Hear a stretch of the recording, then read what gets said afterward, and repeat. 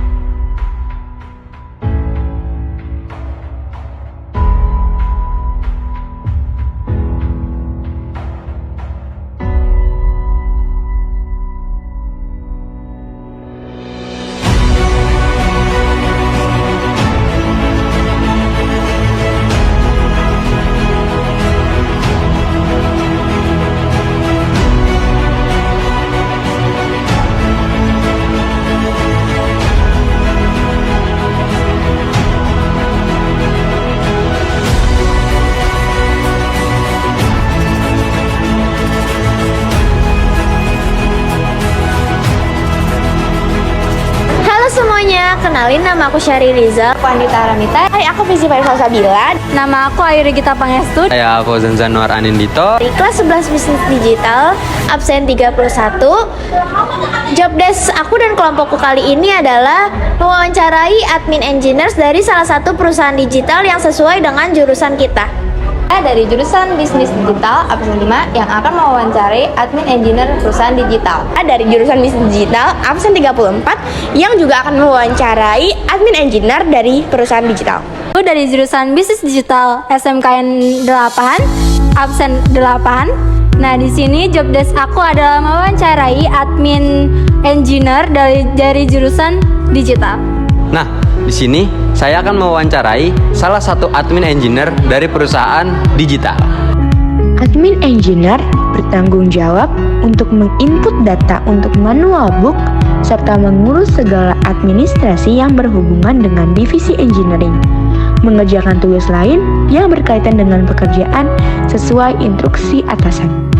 Seorang staf admin punya peran vital di setiap perusahaan, terutama perihal kelancaran operasional perusahaan. Dokumen, pembukuan, pengaturan agenda perusahaan, pengaturan suplai yang dibutuhkan perusahaan, dan masih banyak lainnya. Nah, jadi admin bisnis startup itu nggak cuma mengelola dokumen ataupun pembukuan aja, tapi dia juga fokus untuk mengembangkan perusahaan yang sedang dia bangun sekarang.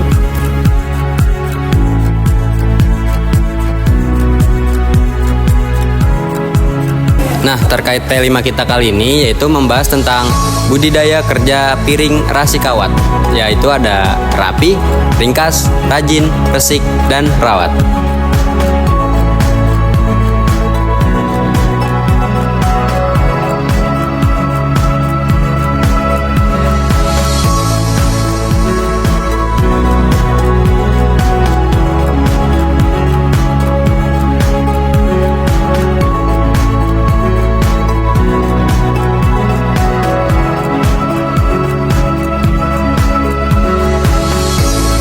Atau 5S adalah suatu metode penataan dan pemeliharaan wilayah kerja secara intensif yang berasal dari Jepang. Ini digunakan oleh manajemen dalam usaha memelihara ketertiban, efisiensi, dan disiplin di lokasi kerja sekaligus meningkatkan kinerja perusahaan secara menyeluruh. 5S atau di Indonesia dikenal dengan 5R, merupakan singkatan yang isinya adalah: Yang pertama, seri atau ringkas, merupakan kegiatan menyingkirkan barang-barang yang tidak diperlukan sehingga segala barang yang ada di lokasi kerja hanya barang-barang yang benar-benar dibutuhkan dalam aktivitas kerja. Yang kedua, seton atau rapi, segala sesuatu harus diletakkan sesuai posisi yang ditetapkan sehingga siap digunakan pada saat diperlukan. Yang ketiga ada seiketsu atau rawat, merupakan kegiatan menjaga kebersihan pribadi sekaligus mematuhi tahap sebelumnya, 3S atau 3R. Yang keempat, Shitsuke atau rajin. Pemeliharaan kedisiplinan pribadi masing-masing pekerja dalam menjalankan seluruh tahapan 5S atau 5R. Penerapan 5S atau 5R harusnya dilaksanakan secara bertahap sesuai urutannya.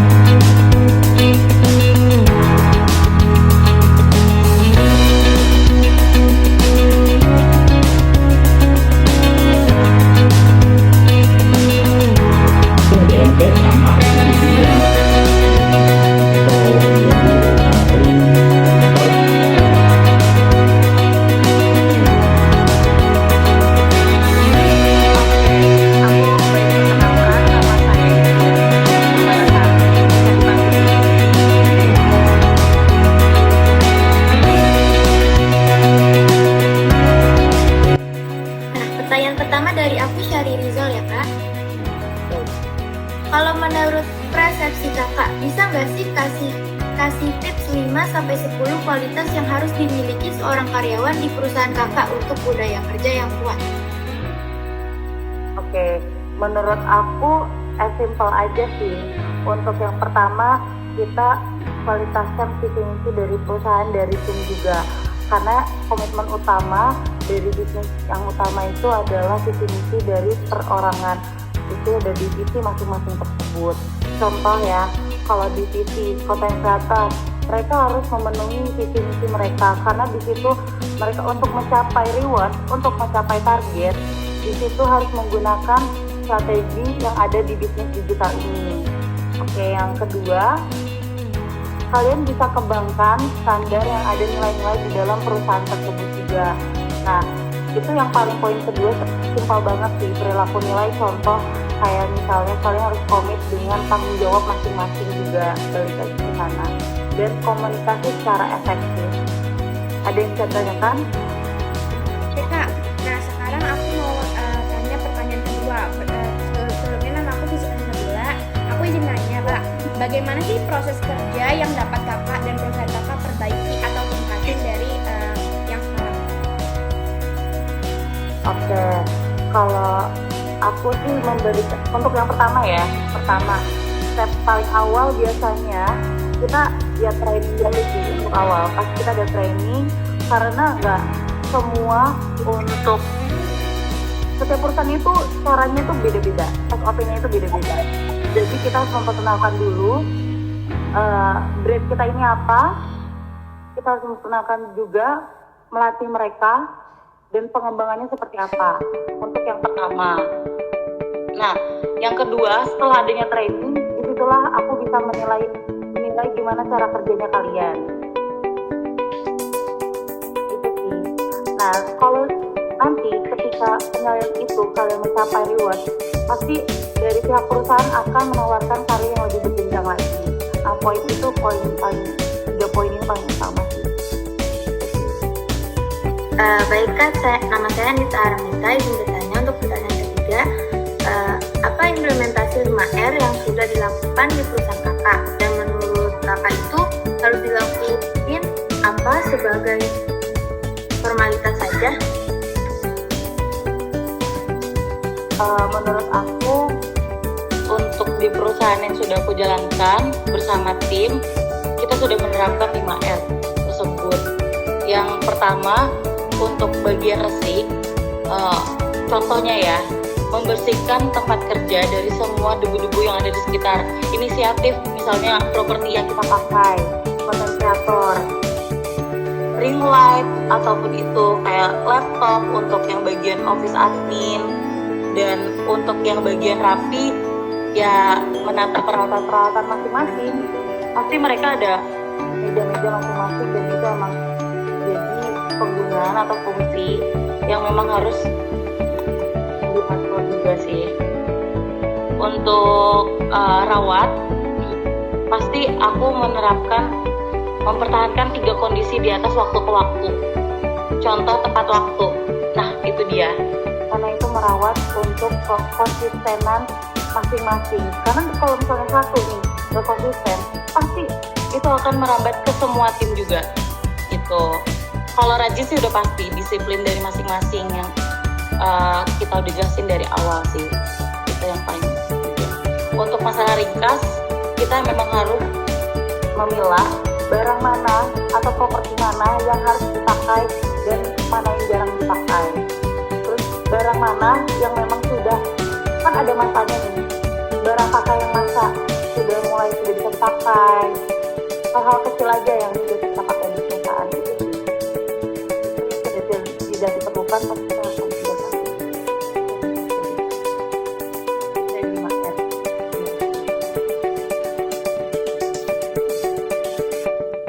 Selanjutnya, Ada yang bisa ditanyakan? Nah, untuk pertanyaan keempat nih Kak, di perusahaan Kakak ada nggak sih budaya 5R atau 5S yang udah Kakak lakuin sama teman-teman atau karyawan? Ada, itu yang tadi aku bilang. Jadi kita ini ada jadwal kayak di setiap streaming, dan kita kan siang. Nah, streaming itu pasti kayak tadi ringkas, resik, pasti ada kayak beresin tempat, jaga tempat, itu kan termasuk 5R juga. Nah, itu kayak hal kecil aja sih, kayak misalnya kita pagi kita sudah inisiatif beresin meja masing-masing, kursi masing-masing, ya kita juga terapin hal seperti itu. baik Pak, untuk pertanyaan selanjutnya kan Bapak bisa dibilang sebagai admin engineer kan. Nah, untuk job desk-nya setiap hari itu Bapak kira-kira ngapain? Compile data dari berbagai sumber.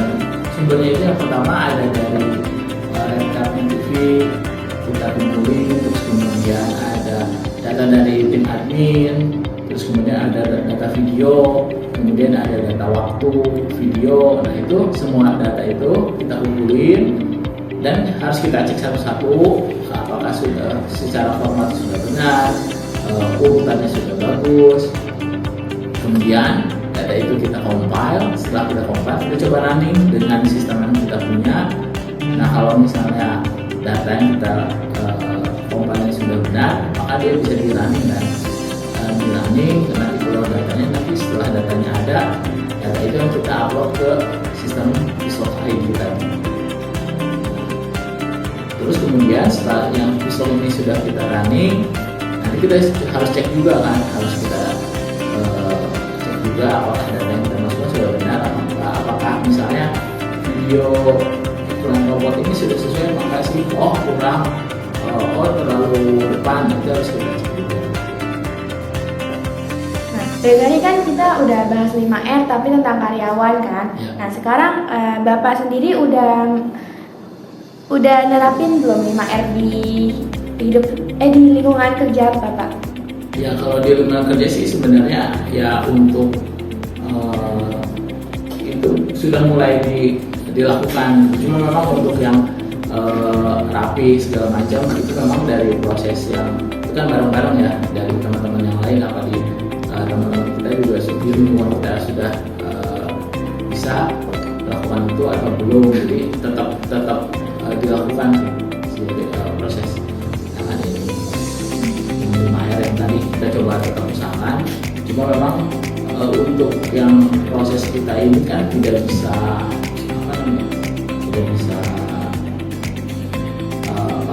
pasti gitu harus ini harus seperti ini nggak bisa, prosesnya itu nggak bisa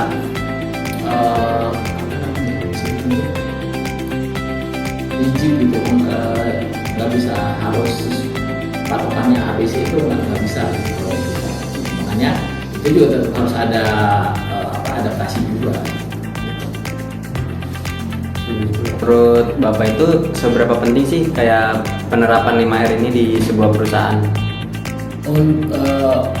Penerapan 5R ini sebenarnya perlu untuk secara untuk yang proses pekerjaan harus prosedural ya. Dalam artian misalnya ini, walaupun semua pekerjaan harus prosedural, tapi ada beberapa hal yang proses pekerjaan yang ketika kita misalnya tidak terstruktur dengan rapi, itu akan datanya akan salah. Makanya untuk yang proses misalnya prosesnya admin nih di atas nih, proses admin ini dia harus melakukan sesuatu sesuai dengan SOP yang sudah ada, misalnya diisi terisi hanya sheet pertama, dan ketika kan misalnya di sheet yang kedua ini ada proses tabulasi datanya. Nah, proses tabulasi datanya tidak boleh dirubah karena di sana ada rumus atau fungsi yang diambil dari sheet yang pertama gitu. Nah, ketika misalnya dia salah prosedur, misalnya dia harusnya cuma dihapus tapi dia di-cut terus di delete. Nah, otomatis sheet yang keduanya ini pun akan rusak kan, akan error kan. Makanya ketika tabulasi datanya sudah hasilnya diambil, itu hasilnya akan error. Nah, makanya untuk yang proses yang dari admin ini itu memang harus benar dilakukan gitu.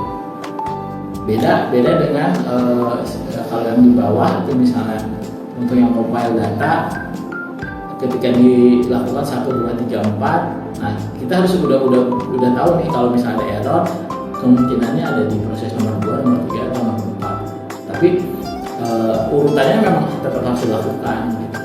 Itu biar ketika hasil akhirnya itu adalah sudah sesuai dengan SOP yang dilakukan. Dan sistem ketika terstruktur rapi itu pun sistemnya akan membaca sesuai dengan hasil yang kita inginkan. Karena kalau misalnya 1, 2, 3, 4 di proses nomor 3 ada masalah, sistem itu nggak akan bisa baca juga, akan balik lagi.